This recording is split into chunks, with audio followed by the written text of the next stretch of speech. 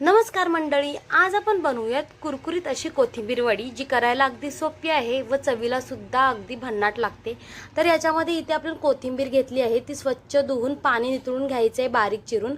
नंतर यामध्ये 2 कप बेसन पीठ, 2 ते 3 चमचे आपल्याला तांदळाचं पीठ घ्यायचं आहे, ज्यामुळे वडीचा कुरकुरीतपणा वाढेल।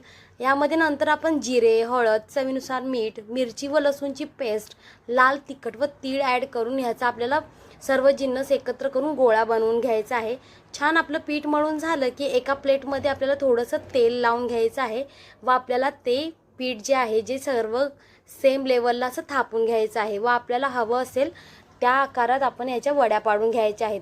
जर तुम्हाला असं पीठ जर गोळे करायचे नसतील तर तुम्ही गोलाकार पद्धतीने गोळ्या करून घ्या पिठाचे 2 व डायरेक्टली तुम्ही स्टीमरला लावू शकता।